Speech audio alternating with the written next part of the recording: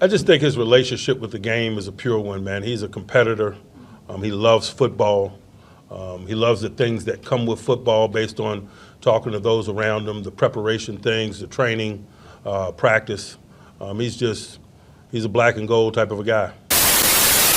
It's honestly Luke Kuechly. I've really modeled my game after him, or at least tried as much as you can. It's hard to be like the best linebacker to ever play the game, but the intensity, the IQ that he had, I think just a lot of the plays he made because he knew what was coming downhill, being a player that wants to hit everything, wants to make every single play. Welcome on in, Steel Curtain, Pittsburgh Steelers faithful.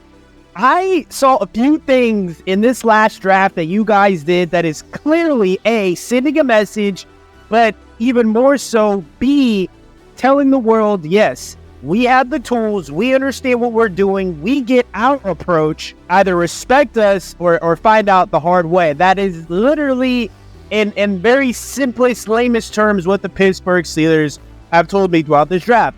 A very strong blanketed statement, and as we will go through the players, the Pittsburgh Steelers said straight up, we will not leave this draft without deeply figuring out the offensive line, whether it be at the tackle position, the center position, and the guard work, which are three specific locations that you all arrived at. We have to get into that. We have to get into the importance of that, because that leads more into a big question at the running back position that I have for all of you and your emotions towards that. And then you get probably one of the better, possibly best players in the draft at the defensive spot. We'll talk about that very, very briefly. But first things first, your first pick, Troy Fautanu, out of the University of Washington, 6'4", 317 pounds.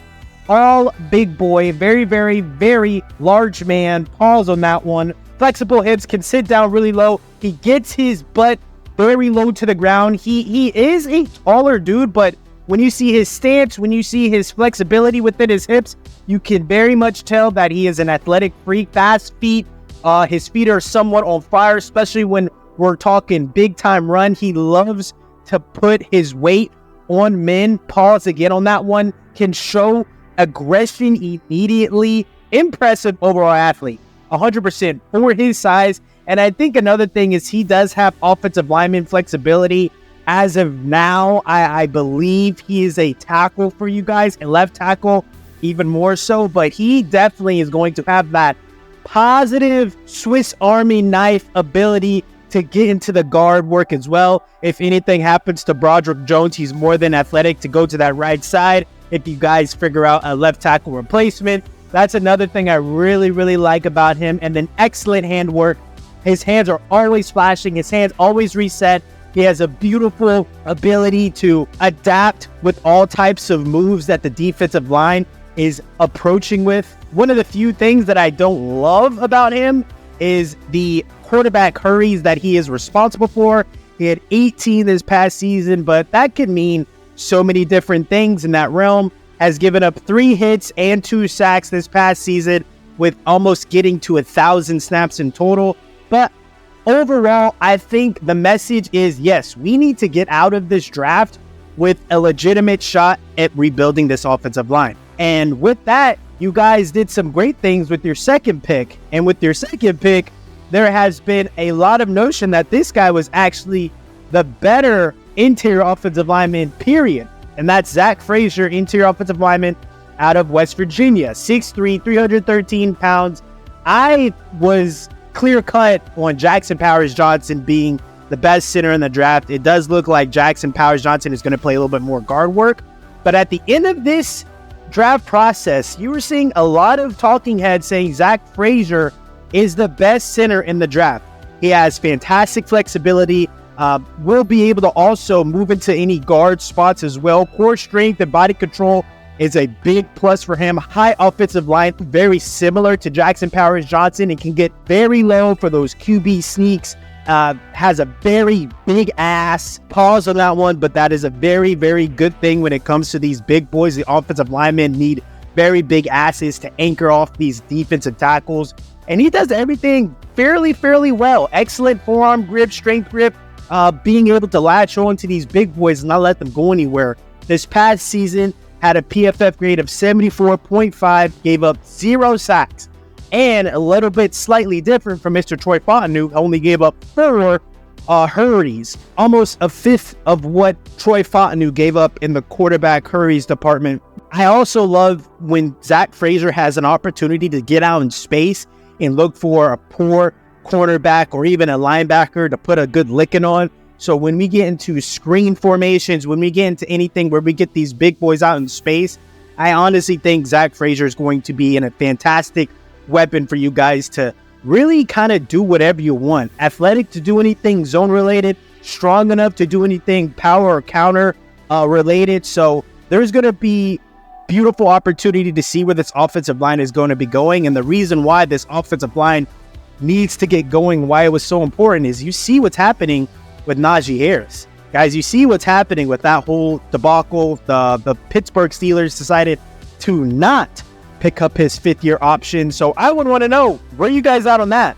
Is that something that angers interview? Is that something that says, well, I don't understand it, but I trust my organization? Or are some of you saying, yeah, he was a first-round draft pick, and he has not looked like a first-round draft pick consistently? And yes, even though our offensive line has to be a clear-cut issue of that, a result of that, he still isn't waxing defenses as a first-round draft pick running back should be. You see what Bijan Robinson has done. You see what Jahmyr Gibbs have done as first-round running backs. And I would have to say that Najee Harris is nowhere near that. But I just want to know, are you guys still locked in on him to be the potential running back of the future? If he does everything great and wholesome this upcoming year, if he gets over 1,000 yards, gets us 8 to 10 touchdowns rushing, and shows a lot of good things with Russell Wilson in the passing game, I do think your starting quarterback for the entire season, unless there is a significant injury to him, will be Russell Wilson. I do not think it will be Justin Fields. Also, real quick, give me a little message of what you guys think about that. But the whole thing with Najee Harris not picking up his 5th year, it's a bit interesting. But the last player that I really want to talk about, a player that was at the Senior Bowl that myself, Real Friends of Football, had the opportunity to even interview. And this guy, when I say it's a genuine dude, and even though I'm a Bengals fan, speaking to this guy, out of all of the players that I had an interview with, him and Marshall Lloyd, I'll say that those two guys actually looked at me or wanted to have some type of connection within the interview process with me. And that's your new linebacker and Payton Wilson. There is no question whatsoever that Payton Wilson would have been a top 15, top 20 pick in the first round, one of the top first defensive players to get picked up if he did not have these serious injury concerns. Another thing within him in his young college career was getting a little bit of trouble with the law. But for as much as I can tell from a man-to-man aspect, this gentleman, this young man, I can't even call him a kid anymore. After our interview and speaking with him, he has his head on right, he has his head on perfectly, and he is ready to make some serious waves in the National Football League. And you hear to the beautiful praises that he gets of a Luke Kuechly and other reporters. Daniel Jeremiah really loves him. Mel Kiper has said a lot of great things about him. Dane Brugler, who is probably the godfather of everything draft talk, loves Payton Wilson. It's just the injury concerns. And I just think that it's the perfect fit for the Pittsburgh Steelers, just because you guys have been waiting for that linebacker. That special linebacker for so many years. I think Payton Wilson, whether it be, and I love this tape that Daniel Jeremiah had. Yeah, I see everyone passing up for him because they want a linebacker for the next 9 to 10 years.